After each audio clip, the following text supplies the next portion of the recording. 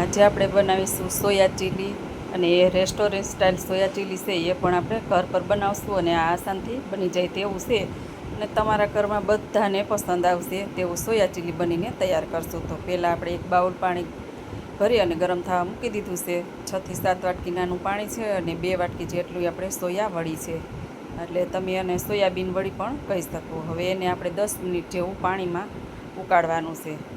પાણી અંદર થોડીક ચમચી જેટલું મીઠું ઉમેરી દેવાનું, એટલે એકદમ સરસ મજાની સોયા વડી છે એ આપણી પોચી થઈ જાય, એટલે કે નરમ થઈ જાય.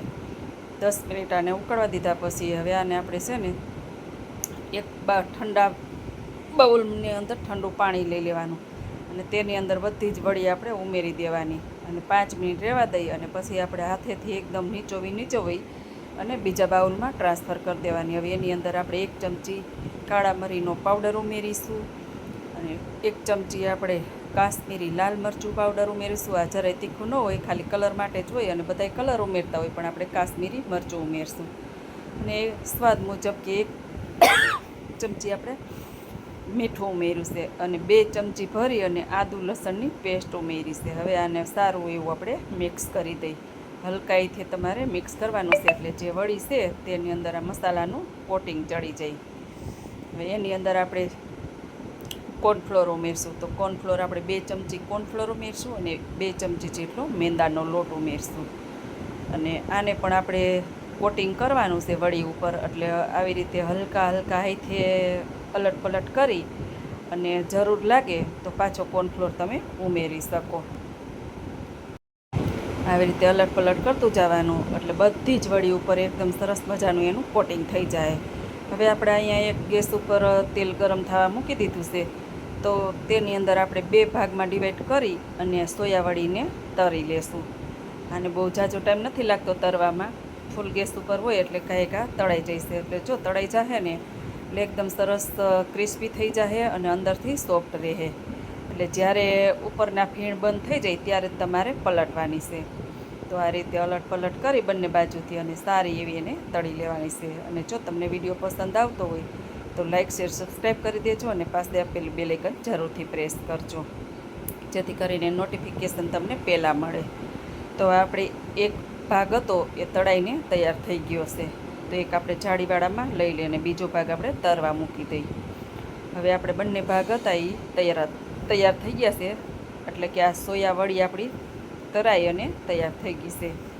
જો એકદમ સરસ ક્રિસ્પી અને અંદરથી એકદમ સોફ્ટ બની છે, કેટલી સરસ છે. હવે આ સોયા વડીને હવે આપણે એક બાઉલની અંદર લઈ લઈ અને જો આવી રીતે ખખડાવી તો એનો અવાજ પણ સરસ એવો આવે છે. હવે તેલ ગરમ થવા મૂકી દઈએ, તેની અંદર 2 ચમચી ભરી અને તેલ ઉમેરી દેવું અને એની અંદર 2 ચમચી મોટી 2 ચમચી લસણ છે ને મોટી 2 ચમચી આદું છે ને એકદમ ચપ્પુના મદદથી જ આપણે ઝીણું ઝીણું કટિંગ કરી ને લીધું છે અને આને આપણે હાઈ ગેસ ફ્લેમ પર જ સાતળવાનું છે, એટલે એકદમ સરસ મજાનું સતળાઈને તૈયાર થઈ જાય. જે રીતે લસણ ને આદું સતળાઈ ગયું છે, તો હવે આપણે એની અંદર લીલી ડુંગળી હતી એનો સફેદ ભાગ હોય એ આપણે અત્યારે ઉમેર્યો છે અને 2 મરચાં ઉમેર્યા છે. મરચાં આપણે તીખા ઉમેર્યા છે, કેમ કે આની અંદર બીજી કોઈ પણ તીખી વસ્તુ આપણે નથી ઉમેરી. જો તમે મોરું ખાતા હોય તો તમે મોરા મરચાં લઈ શકો. હવે આને બહુ આપણે વધારે પડતું નથી પકવવાનું, આનો સેજ એવો ક્રન્ચી ટેસ્ટ આવે ને તો જ મજા આવે ખાવામાં, એટલે થોડું થોડું સાતળી લેવાનું.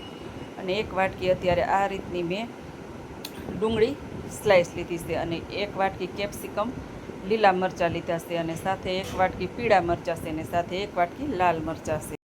જો આ તમારી પાસે 3 મરચાં ન હોય ને ખાલી તમારે કેપ્સિકમ 1 લીલું મરચું હોય ને તોય હાલે, એવી કાંઈ ફરજ નથી. આપણે આ તો પાસે હતા એટલે આપણે ઉમેર્યા છે. હવે આને આપણે થોડું એવું જ પકાવવા દઈશું, વધારે નથી પકાવવા દેવાનું. આનો પણ જો ક્રન્ચી ટેસ્ટ હોય ને તો ખૂબ મજા આવે ખાવાની.